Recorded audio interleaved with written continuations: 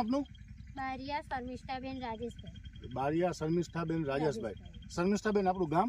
કંથરપુરા. કંથરપુરા. તાલુકો? તિલકવાડા. તિલકવાડા. જિલ્લો? નર્મદા. નર્મદા જિલ્લાનું તિલકવાડા તાલુકાનું કંથરપુરા ગામ, જ્યાં તે આપણે શર્મિષ્ઠાબેનના ખેતર ઉપર ઊભા છીએ. શર્મિષ્ઠાબેન, અત્યારે આ ખેતરમાં શેનો પાક ઊભો છે તમારે? કપાસ તો ચોરી ને તુવેર.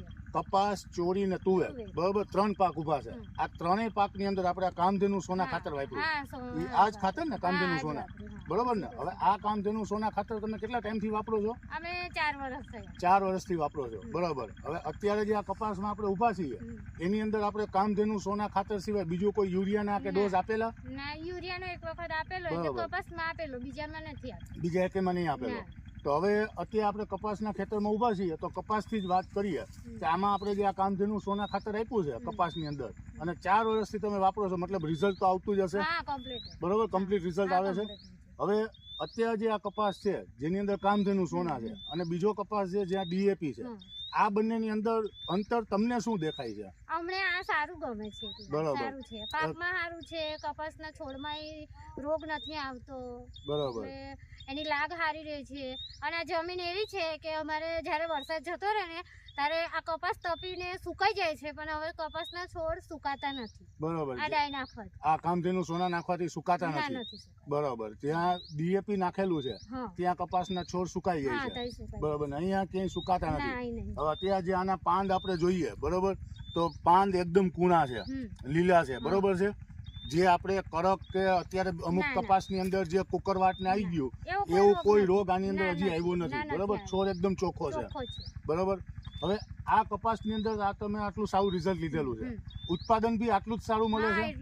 બરોબર, ઉત્પાદનમાં કોઈ એવું નહીં કે ઓછું થતું હોય? ઓછું નહીં, કોઈ પ્રોબ્લેમ નહીં આમાં. એટલે પેલું કેવું કે વર્ષના પ્રમાણે ચાલે, કે ઓછો વરસાદ હોય તો થોડું ઓછું બી થાય. એ વસ્તુ તો અલગ છે, એ તો આપણું કુદરતી છે. બાકી ખાતરની હિસાબે કોઈ તકલીફ નહીં થતી ને. હવે તમે બીજું ચોરી અને તુવેરમાં બી આપેલું છે, એમાં કેવું રિઝલ્ટ છે? એમાં બી સારું જ રિઝલ્ટ છે. એમાં તુવેર સુકાતી હતી, પણ હવે એમાં તુવેર બી નહીં સુકાતી. બરોબર, આ લીલી લીલી રહે છે. આ ચોરી બી નહીં તો અમારે અડધી ચોરી સુકાઈ જાય કે પીળી થઈ જાય, કઈ થાય, પણ એવું કઈ છે નહીં. ઘાસમાં બી ચોરી લાગે છે. અત્યારે ચોરીનું તમારે ઉતારવાનું મતલબ વીણવાનું ચાલુ જ છે ચોરીનું? બરોબર છે.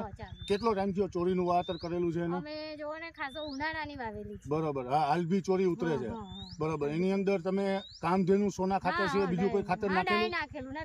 બીજું કોઈ ખાતર નહીં ને? આ એક જ નાખેલું છે. બરોબર, તો ચોરી, તુવેર ને કપાસ, આ બધા જ પાકની અંદર પૂરેપૂરું સંતોષકારક રિઝલ્ટ છે ને? કોઈ જાતની તકલીફ? કોઈ જ નહીં તકલીફ. કમ્પ્લીટ રિઝલ્ટ છે આનું.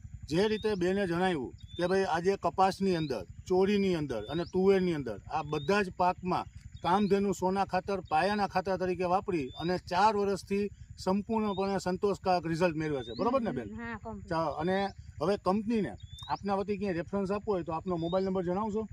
95 37 61 95 37 85 61 95 37 61 27 02. બરોબર.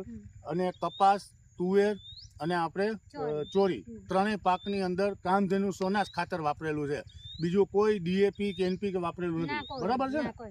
ચાલો, ધન્યવાદ બેન, ખાતર વાપરવા માટે અને એની ઉપર કંપની ઉપર ભરોસો કરવા માટે. અમે 4 વર્ષથી વાપરે છે એટલે અનુભવ છે.